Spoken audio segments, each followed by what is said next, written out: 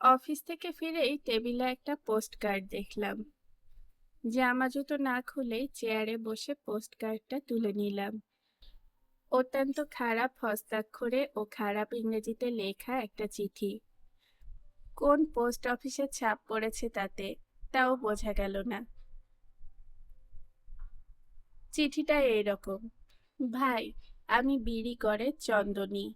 সে যে চন্দ্রকান্ত, আমাকে তুমি মহানদীর বুকে ভাসিয়ে বিদায় দিয়েছিলে, তারপর তোমার কোনো খোঁজই জানি না।